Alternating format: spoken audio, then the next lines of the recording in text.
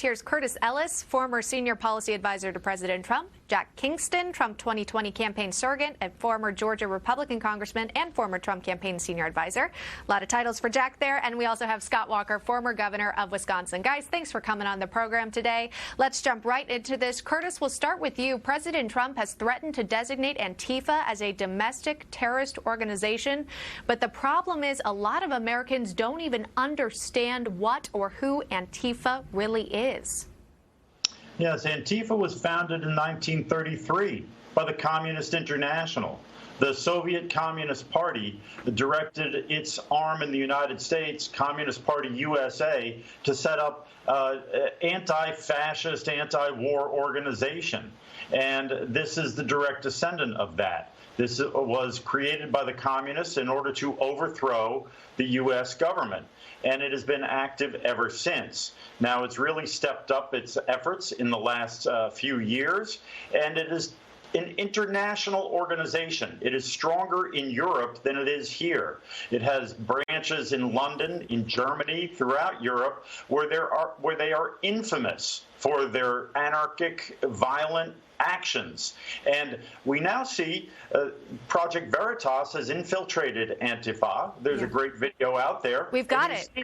Yeah. We've got it. And you see that there is no question that these people are highly trained and they know how to run this decentralized organization and sow discord. Yeah. Their aim is to take down history, take down property, and take down God. That's why they target monuments, they target churches, and they target stores. And their aim is to destabilize society and spark the violent overthrow of the U.S. government. And they're getting a lot of help by people who play along.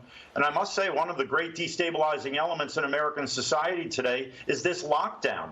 We basically told normal Americans, you've got to stay at home, you're locked down, and then we let these crazies run the streets. Okay, I want to discuss a lot of what you just said there, but let's get to that footage that was released this morning by Project Veritas.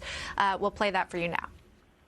The whole goal of this, right, is to get out there and do dangerous things as safely as possible. Practice things like an eye gouge. It takes very little pressure to injure someone's eyes. Consider like destroying your enemy, not like delivering a really awesome right hand, left eye blow, you know.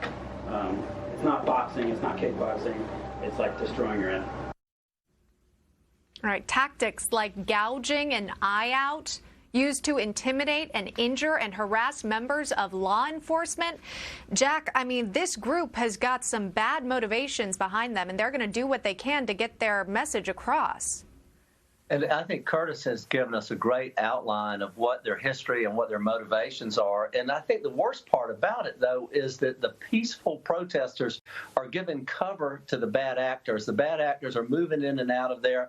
They're putting bricks and baseball bats and other potential weapons in hidden places so that when the demonstration actually starts, that their Antifa members can get to this stuff. The peaceful protesters give them the cover inadvertently sometimes, or they think it's cute. And then we have mayors like Garcetti in Los Angeles who are saying we're going to defund the police because that's what these radical groups want. And I think they're talking about something like $150 million in less funding for the police in Los Angeles. Mm-hmm. It's just absurd. Right. And really cannot thrive without the complacency of mayors and blue state mayors, blue state governors, and we're seeing it all over the country. Well, I got to question the timing of the decision to defund police when we're seeing all these protests pop up, some turning violent. Governor Walker, want to get your insight here because we are seeing certain governors deciding to step up and really use law enforcement to enforce law and order, and some are choosing not to. Well, we need to make sure that people are safe all across America. It shouldn't matter what city or what state you live in. You should be safe there. And the frustrating part, particularly with about Antifa's involvement, and I saw them firsthand when I spoke this past year in the Portland, Oregon area, it's exactly right. Their goal is to create chaos and destruction. They're looking to, you talk about eye gouging. They talked on that videotape about destroying, not just putting a punch and destroying their enemy. The video you see right there shows, thankfully, some of the other peaceful protesters identifying someone as radical as they are, who's clearly trying to create destruction. And it is outrageous that we take legitimate concerns over the death of George Floyd. There needs to be justice there.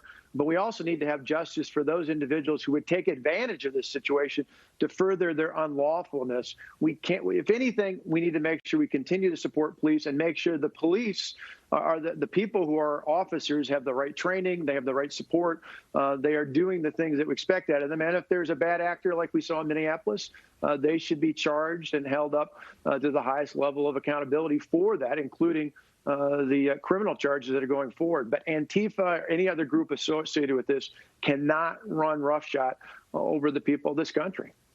Curtis, you were saying that Antifa has had a presence in this country for decades now. Why are we seeing them acting out in this particular moment? Were they waiting for something like the tragic death of George Floyd to move on?